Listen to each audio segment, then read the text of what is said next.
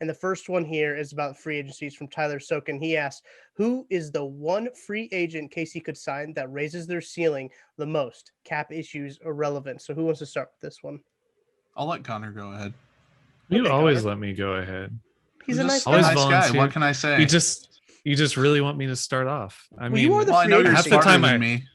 half the time I steal your guys' answers, so I guess I'm fine with it. That's true. That is true. I think I'm gonna go for somebody. We talked a bit about who we would choose for the podcast, but I'm gonna go with somebody that hasn't actually been mentioned much, and who's also not realistic because of the cap.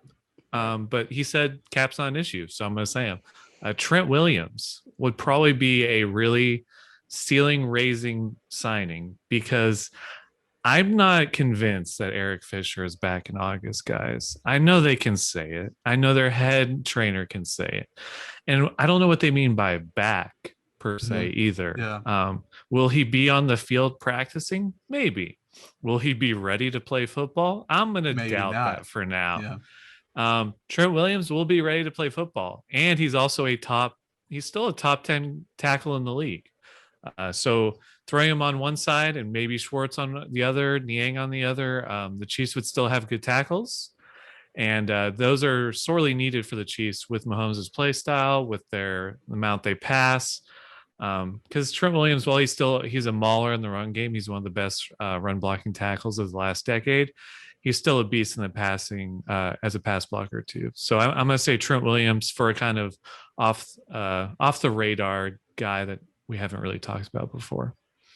I like it. Yeah, I like that. And I thought about Trent Williams, but then instantly went back to pretty much every Chiefs person's dream, Allen Robinson. Like, I mean, you put him in this offense, him, Tyreek Hill, Travis Kelce, McCall Hardman, I mean, Byron Pringle.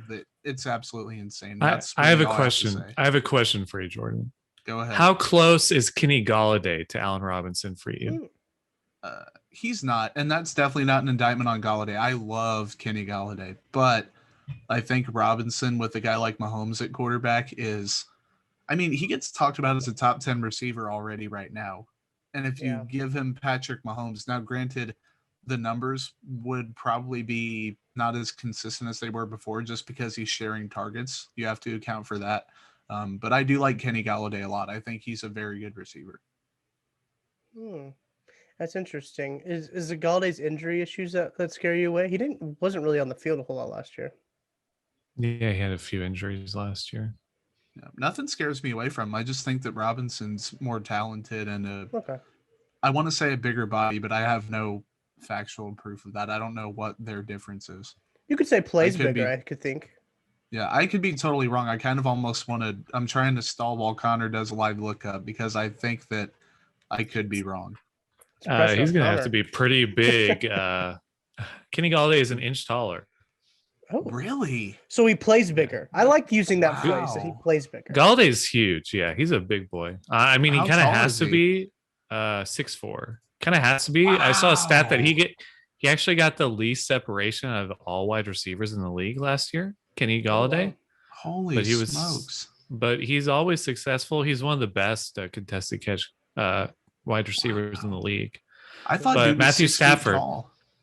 No, he's big. Marvin Jones is about 6 feet tall, but Kenny Golladay is huge. And his rapport with Matthew Stafford was really good. You could always see Stafford trusted him immensely. Yeah. He just threw up these 50-50 balls that 80% of the time Golladay came down with. I don't know if that exactly fits what the Chiefs want, and that's why I'm kind of out on a few prospects in the draft because they kind of just don't fit that, even though they could play the X wide receiver role. So I would say Allen Robinson plays bigger, and I think he's got a bit more shake and juice to him as well. Shake and juice, I love it. I'm going to bring it back to the offensive line for who I pick. And it's going to be an interior offensive lineman. And I think that you guys think I'm going to say Brendan Scherf because I do like Brendan Scherf. But I'm going to say Corey Linsley, the Packers center. Connor, you and I talked about Linsley a little bit on the podcast that you were on. I can't remember how many days ago that was. But we talked about how maybe the Chiefs making a splash move at center could be good for the long term, especially if they lock him up on a decently long contract. Because we've talked about the Chiefs probably have enough capital to make one big move. And if they're going to already be bidding for Austin Ryder, why not go for the big dog? Why not go for a nice big old fish to anchor your offensive line going forward for the future? I think it's a good move. I think that would automatically raise their ceiling a lot because you got to protect Patrick Mahomes. You got to be able to be good in the pass game. And I think starting at center would be the perfect spot to start. Yeah, Lindsley's a nice splash, realistic splash signing. I would definitely like them to do.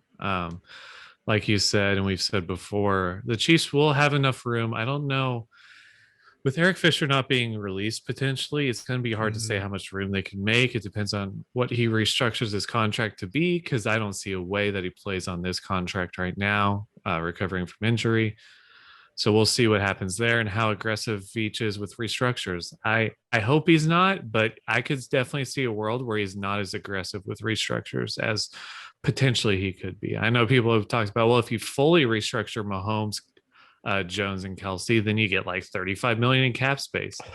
Yeah, but I think the problem with that is Mahomes' next 2 years of his deal are probably the toughest in terms of salary cap, just because of the cap going down this year. If it was going up this year and then the TV deals kicked in and they weren't borrowing from future years a bit, it would have been fine. But Mahomes might make 20% of the 2023 Chiefs cap. So it might be a bit difficult. So we'll see what Veach does.